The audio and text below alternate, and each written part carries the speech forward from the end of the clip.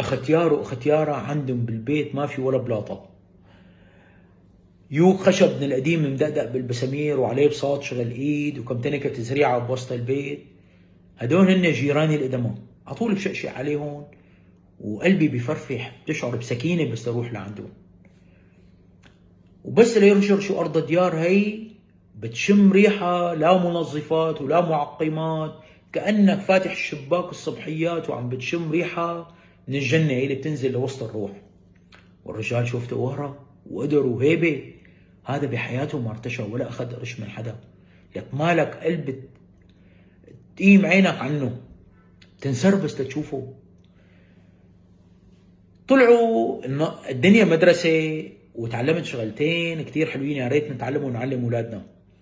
اللي هي اول نقطة، طلعوا مو اهل القصور واهل الفلل هن الملوك، لا والله هدول الملوك اللي عايشين ببساطة ومقتنعين بعيشتهم، هدول هن الناس الملوك.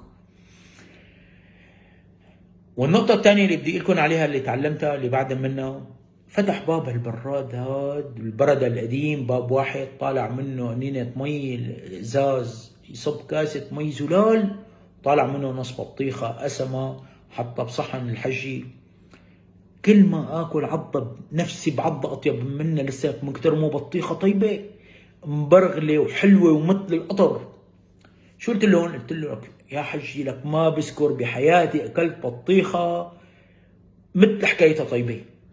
انا عم اقولها هيك من قلبي، ما لي عرفان كل هالقد لك الرجال لك شو فرح، لك شو انبسط هو ومرته، الن قلبي يقوم من على رجليهم. لك حجي والله ما بتقوم، والله ما بتساوي شيء. قال لي مشان طلع يا جماعه لك جبر الخاطر، اذا بتشكر الزلمه لو سقاك فنجان قهوه، قدم لك كاسه مي، اعطاك محرمه متمسح حرقك، شو ما كان هو، شو ما قدم لك الانسان انك تشكره. لك طلعت شغله كثير كبيره. لك انا حسيت حالي انبسطت وهو حس حاله انبسط. طلع جبر الخاطر يا جماعه ما بده تكاليف ولا بده مصروف او صف حروف.